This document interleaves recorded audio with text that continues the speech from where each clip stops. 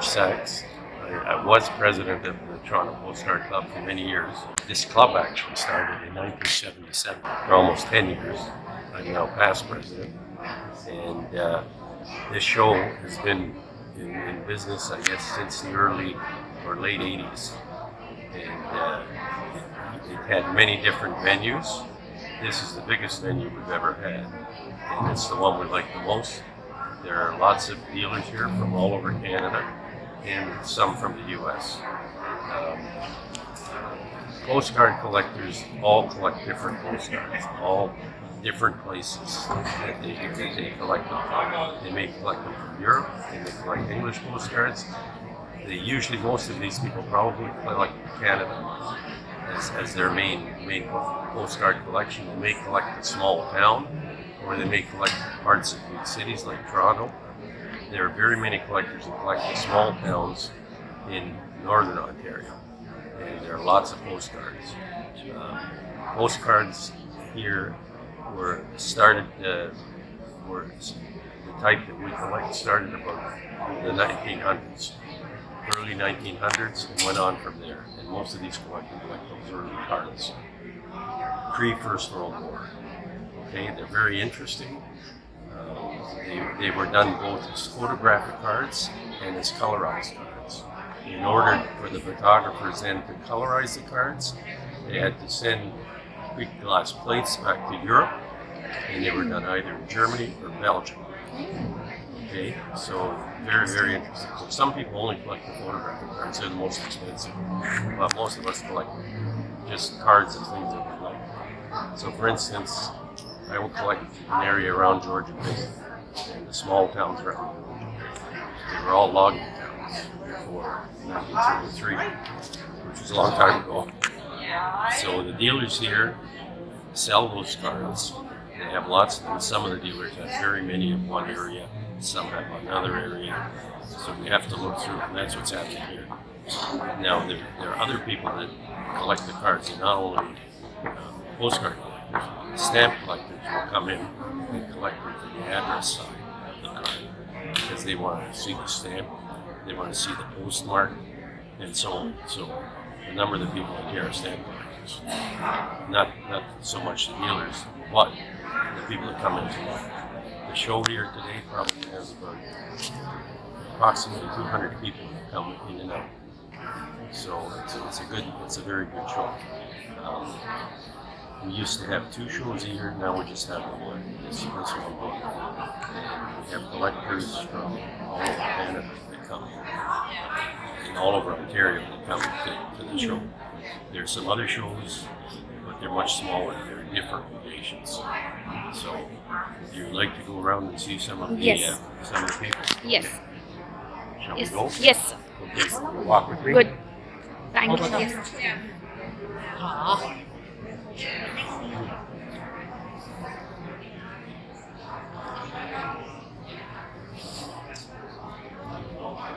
It's a little, there are fewer people here now than there were this morning, so it's easier to walk around. We practically couldn't get through here.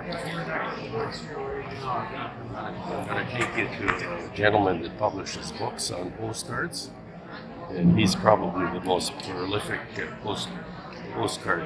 He actually writes the books. And then has them published. He sells them here quite often. Go up here. Sure.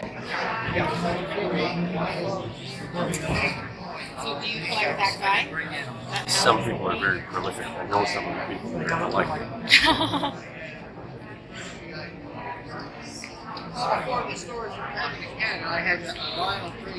You can take pictures of these.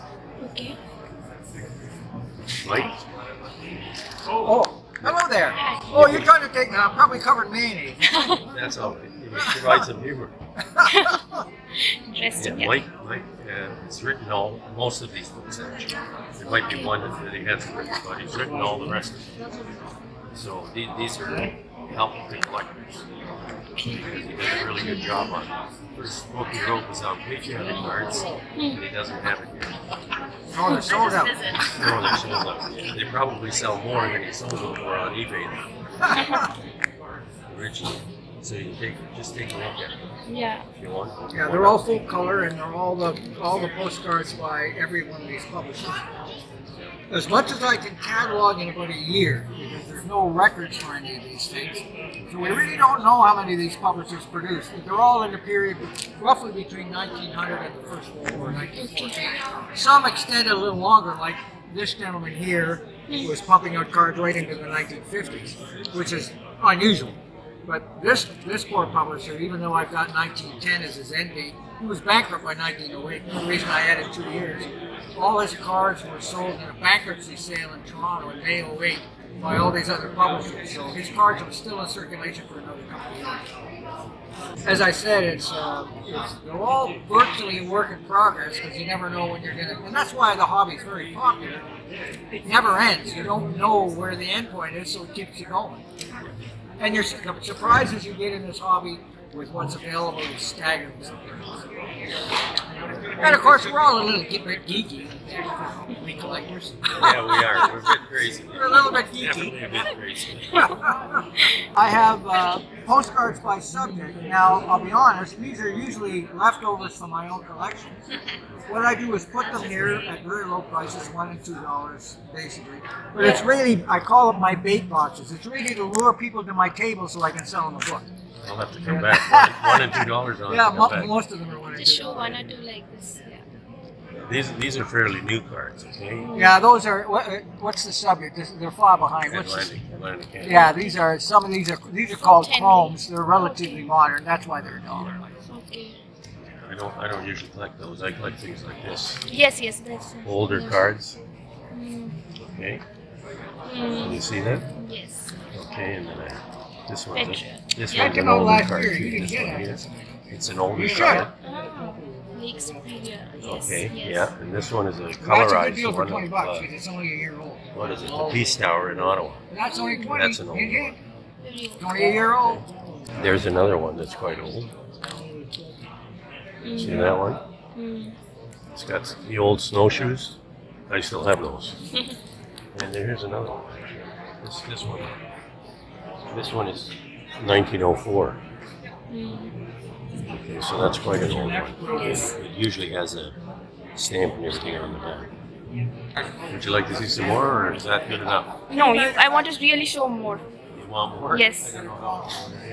Thank you so much for your time, sir. Yeah, wait, I'm trying to find another dealer. Okay. Well, okay, we'll keep going. Well, you can ask this gentleman Sure. what he has here. So, he has different topics here: churches, broadcasting, auto, aviation, birds, and so on. Okay. Comic cards. So they do a lot of work to get them all in order. Looks like a military or RCMP. Yeah. One or the other. Can't quite tell. This morning this was very, very crowded and people were looking through them all. So right now, a lot of these people have they're new people that come in and don't know anything about collecting, so unless somebody explains it to them. Hmm. You know, usually, say you were living in downtown Toronto somewhere, and you were living there in a certain time period, or even if you were living after a certain time period, you might be very interested in collecting cards just of that area. Yes. Like if you were in the beach, or you were, say, around church and Old Dundas, buildings, yeah. old buildings, because a lot of them are being torn down. So it's history, really. So most of these people will have an interest in history. And then the club sells these cards out. It's quite often the club has cards that are donated, so people will go through Yeah. them. This is a photographic card.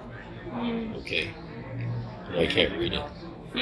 It's part of the trail near Whitehorse. Oh boy, Rapids. Oh. that might be in the Yukon. No, that's a slightly later card because it has a border like that. Oh, okay. There are ships, lake ships.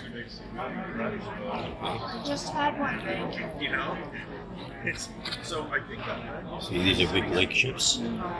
There are a lot of these on the Great Lakes. They would carry grain and coal, and they would bring it from the lakehead through Lake Superior and Lake Huron, and then they would and this is not one of those. This is a different one. This looks like a tourist ship. These are for sale by the club, and the money goes directly to the club. The dealers here pay a fee. They pay a fee to come here. Yes. He's probably the foremost Northern Ontario collector that I know. Oh, okay. So in Northern Ontario, there's 10 districts up there north of, it would be, say, Parry Sound and north. And so I collect all of Northern Ontario. It goes right up to Hudson's Bay. Sorry? It goes almost up to Hudson's Bay. 6 hours from Hudson's Bay. Yeah, Hudson Bay, and then you go as far as Kenora, Rainy River, which is out near Manitoba. Okay. So all of that Northern Ontario, I collect. That's what I collect. Yeah, and he came to have early cards of immigrants that were working up in that area in lumber. Lumbering and everything. Can we see it today, like now? Hey? Can we see it today, like now? Is it here today? Do you have a card? Here? Oh, you mean like a personal card? Like no cards that I've bought. Yeah. What? You don't have them here. Oh, I do. I probably have some in here. I'd have Okay. to look at them. Yeah. You have to dig them out. I'd have to dig them out if you want to see them. Yes. Okay. Yeah. I can do that. And I recently had a exhibit in Blind River at the museum. They took my 400 cards and they exhibited for they helped me out finding a photographer. I loaned them my collection, and they exhibited for 2 months. Can you access those by computer? Yes, well, it will be eventually because they've now got they've digitized them, allowed them to digitize them for future. That's a good way of keeping. That's what we try to do. If we collect, we like to share it with others because some of the postcards you get are, I would say, unique. Like there's only one of them, could be, or they're extremely rare. And there's stuff written on the back, like this. Okay. So it's part of history, really part of history of the province. And the fact that it has these immigrant groups shows you that they were all over Canada. Oh, they were all there lumbering and everything. Ukrainians, Italians, Germans. Every everywhere. nation. Every nation. Every nation went up. Came from all over the place. Yeah. So this is a very early card showing the station. It's up in what they call Temiskaming. It's up north. Wait a heck. What is the station called? Hey, Temiskaming, I've been there. Temiskaming. So it's a little town, Yeah. and that was the train there. So Larder Lake, this is a school in Larder Lake. It's a school. Larder Lake's another area in Temiskaming, but they had a school. That's an old postcard from the school.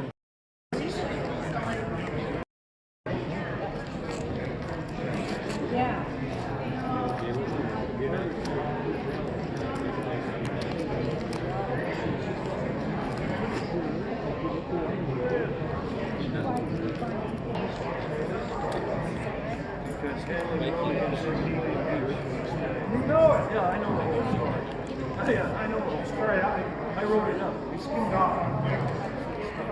I went there. I got a railway station. I saw the archivist.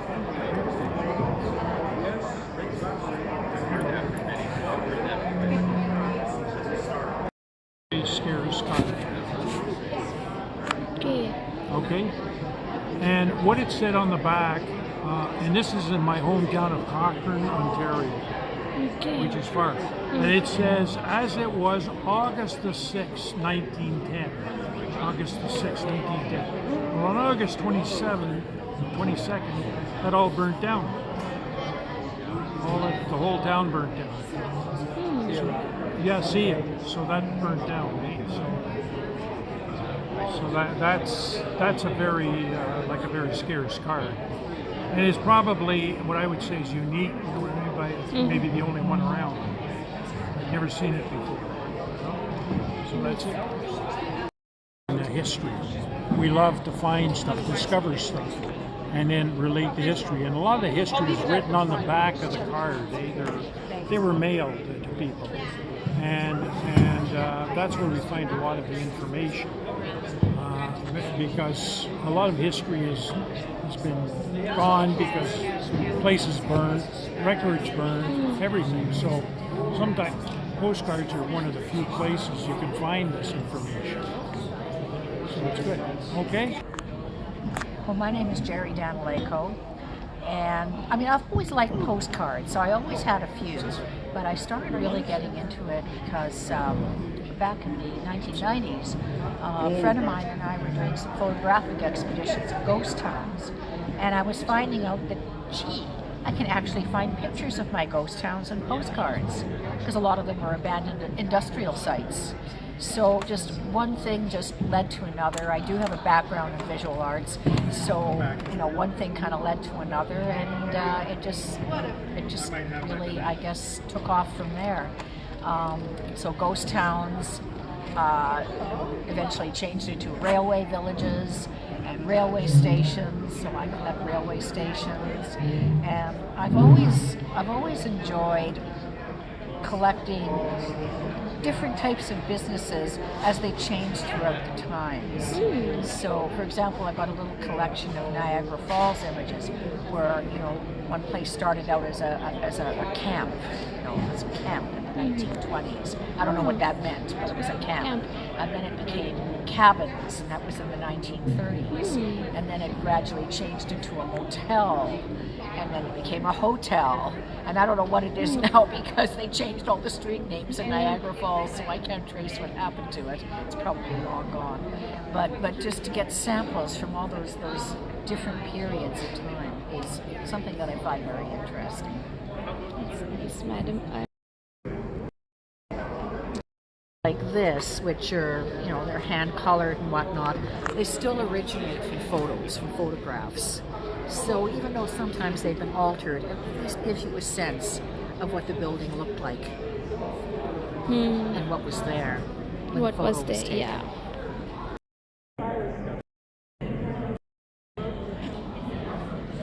So these are street scenes. This is Jarvis Street. And if I'm looking at the street correctly, it's not, it looks like it's not paved. Okay. And this would have a postmark on it. But I can't determine a date. I probably need a microscope. There's no date on it. Yeah, I'll just. And it's being sent to Boston, but it would be pre-1915 because the rate on the card is 1 cent. After 15, it's 2 cents. King and Young in Toronto. These are newer cards. I can tell by looking at them. Okay, this is Bay Street. I'm sure it's Bay Street. Let's see.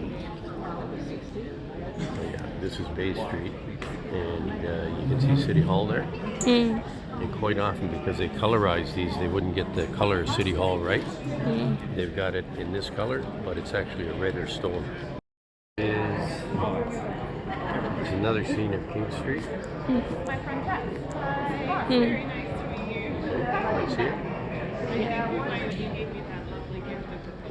And then this is a newer scene. I'm just giving you the early ones because remember I just showed you Bay Street with the color of the City Hall.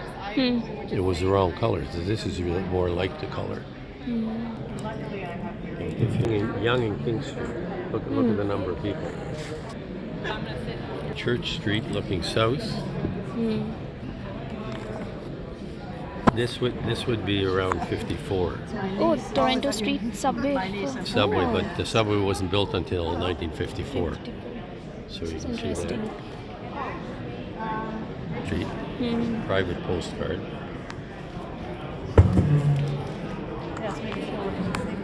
And there's another one with City Hall, and this again is Bay Street, and they're walking. You see the old cars and the old streetcars? That's actually a pretty good one. Bay Street, Toronto. Here's another one with King Street West with the old cars on it.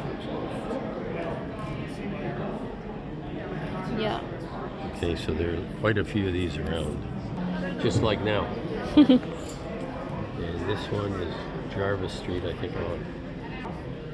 And this is a later. This is the same time period. King Street again. Valentine and Son.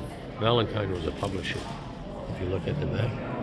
Can you read that? Yeah. Yeah, he's a publisher. There were lots of different publishers at Toronto Cards. And then Allen Gardens. There's a greenhouse there now, but Allen Gardens, there used to be a lot of political speeches. It was a nice park, and then there were a lot of political speeches there. Irvine. It has so many trees. Now the trees are all disappeared. Yeah. That's the first thing they go in the city. They wreck the city. They- It's just St. George Street. Yeah. I forgot this building has a specific name, but I forgot. See, this one was much later. It's already got a 2-cent rate, and it's 1920, after the First World War. But they were already building some nice Big houses. mess because they've been gone through today.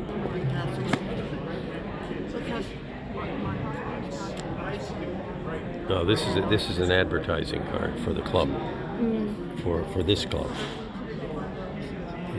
Well, I guess it's a fairly recent one because it tells you when the club started. It's all the information about the club. Interesting. Yeah. And you've got another King Street. There's so many of King Street. Bicycles all over the place. This is Church Street with the streetcar tracks. This was probably in the 30s already. Because of bigger buildings here. Trouble is, it doesn't tell you when. You only find out when if it has writing on the back. This is a college, but it's out in the country. Well, it's not in the country anymore. It's in the city. And this is Upper Canada College, which is now north of St. Clair for rich kids. 1906. So that's quite a nice card, actually.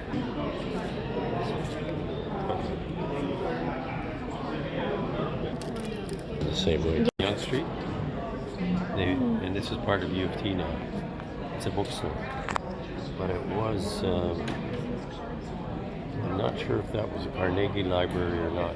Andrew Carnegie built libraries in the village.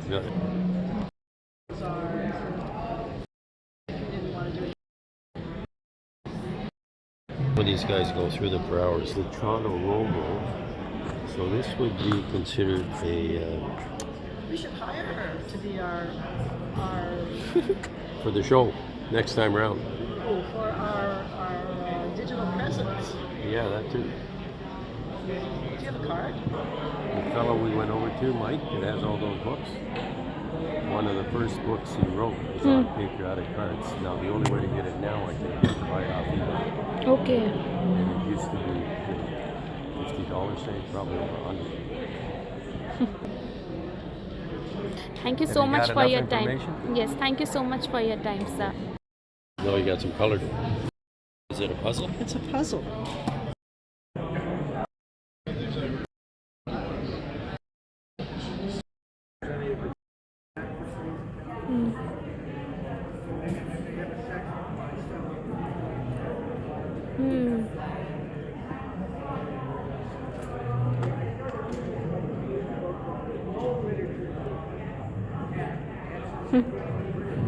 Graphs, but these are some of the places.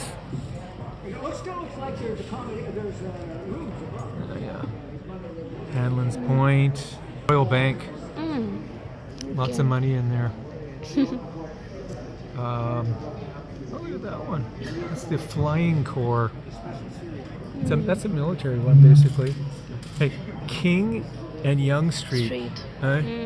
Where are you going to see that? Yeah. An old restaurant, right? That's King and Yonge. King and Young. Hey, Popular. I think it's still there.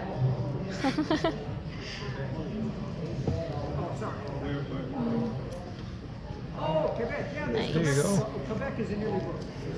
Nice. Yeah.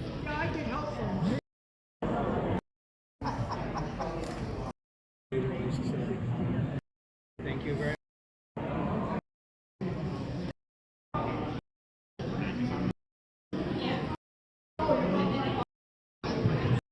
John Soika. I'm from Hamilton, Ontario. What I have here is about 65,000 cards, ranging from boxes of just Toronto, boxes of all of Canada, just Hamilton, and then we get into what we call topics, all kinds of subjects. You name the subject, there's a card on it somewhere. Where? I don't know, but somewhere. Somewhere, yeah. And then we get into the world, and there's people from all around the world send postcards, break them out by countries. People find places where they were born, where they lived, where they travel to, what they enjoy, etc. So we get people who are serious collectors and are very interested in one particular subject or one particular manufacturer or things like that. And then you also get people who just have never been to a show before. They just come and the sole purpose is what's going on, what's happening. And then all of a sudden, oh, this is where I went to school, or this is where my parents are from, or this is the boat my grandparents came over on. All of that, and then it just starts the ball rolling. Interesting. I've got postcards going, postal cards, which are slightly different, back to the 1870s. Postcards by themselves came into popularity in the early 1900s. Now, for us in North America. In Europe, they were very popular in the late 1800s.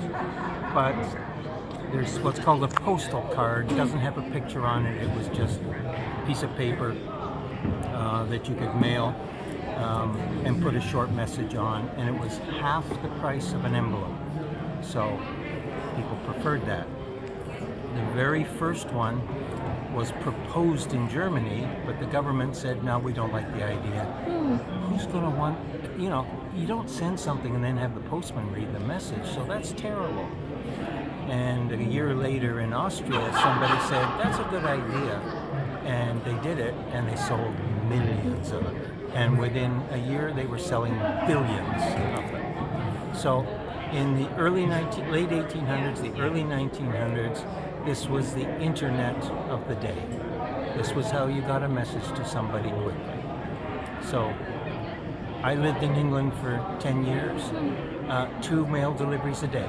I could mail a postcard or a letter from the village I lived in, which was 75 miles north of London, to London, and have a response by the afternoon mail. Very fast. Nowadays, not so fast. Interesting. Yeah. Thank you so much for your time, sir. Thank you You're so welcome. much.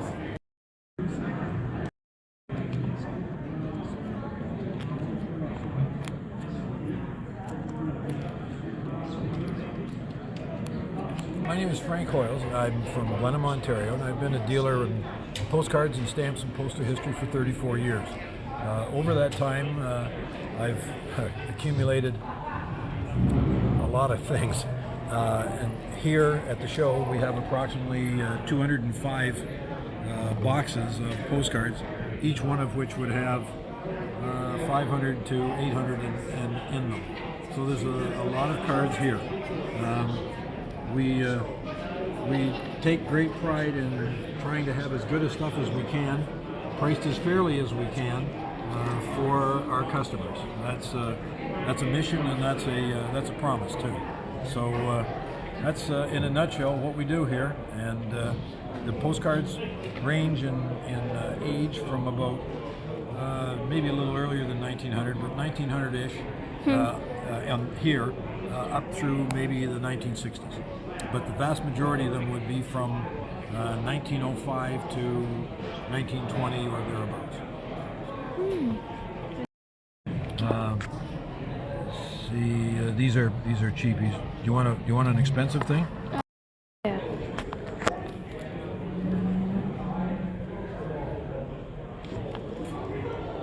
There's an example of an early Toronto advertising card.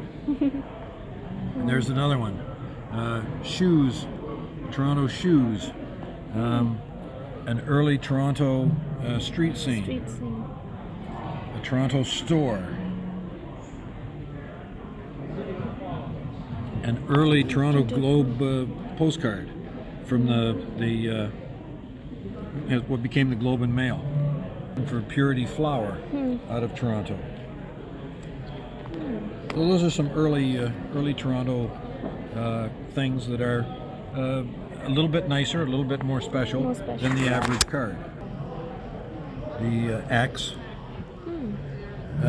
This is interesting because if you've heard of Billy Bishop and Barker, the two World War I flying aces, one of them probably took that picture from an airplane after the war. Interesting. And there's a nice C&E card.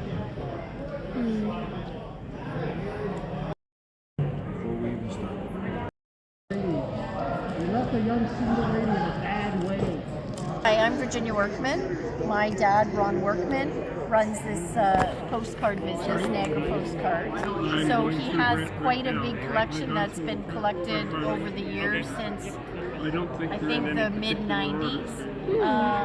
Up here we have a collection of cards that are by community, and so these ones are organized by counties in the province of Ontario, and that's what a lot of collectors are looking for.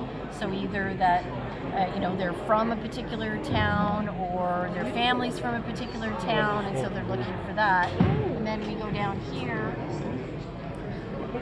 and there are collections from other provinces, so we do have people that will come and maybe they want a card that from British Columbia or Northwest Territories, so we have cards from there as well. And then the other thing that people will collect is topical cards. So you can go down here. So people will collect by various topics, so I'll just get the list. Sure. People might collect cards of airliners or April Fool's cards, or for example, Halloween is quite popular. And then even within Halloween, there's certain artists. So here's a Halloween card. Okay. So, and then within Halloween, there might be certain artists or publishers that people prefer, so that they collect those, and then those might be a little bit more expensive.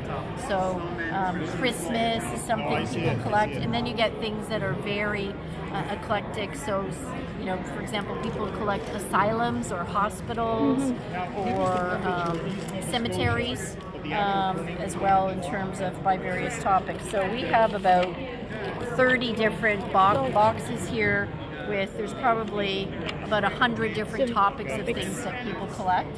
And then over the years, he has pared down his collection, so he has sold his American because there isn't as many people interested in that, but he does have some British cards and some postcards that are from various countries. So for example, today somebody came looking for Egypt, and we had somebody came looking for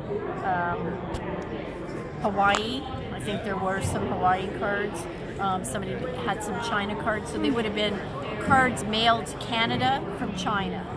Okay. So, people are looking for those, and maybe they're looking for the hometown that they're from. So, for example, last year, my daughter lives in the Netherlands. We found a card from a small town that her boyfriend's family lives in. Okay. So we were able to send that to them as a little gift, and they were very interested in it because it was from the 20s, and it showed a picture of like the town hall and a church from Huizen, which is the town that they were from. I gotta put my glasses on. So looking east on Adelaide Street from Spadina. So somebody might be interested in that. Here's one. Obviously Carlton Street doesn't look like this anymore. No trees, yeah. Toronto. This is King Street. So you can see the streetcar. There isn't a streetcar on King anymore. Toronto Street and Post Office. Jarvis Street. There was a collector that was here today that's a photographer, and so what he looks for is old cards, and then he goes back to the scene where they are, and takes pictures. Takes pictures of like what it old, looks like today, so that he can try and old match to it up. new, yeah.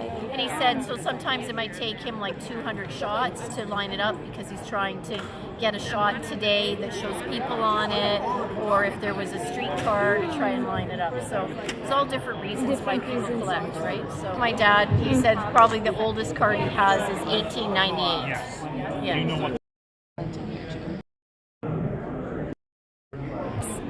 My name is Shirley, and I'm a member of the Toronto Postcard Club, and I've been coming to this show for 2 or 3 decades. I started postcard collecting in 1993, recommended to me by a friend, and I've been a member, and at one time I actually even organized this show for 3 or 4 years. I now live in Brockville, and I came back this week because I have good friends here, and so they're active in the show and postcard collecting, so it's a nice holiday for me. You meet great friends through postcard collecting. True. And the dealers are always very helpful, wanting to know what your interest is so that they can show you what they have available in their stock. It's a pleasant time as you sit and talk with others nearby, and you always learn something.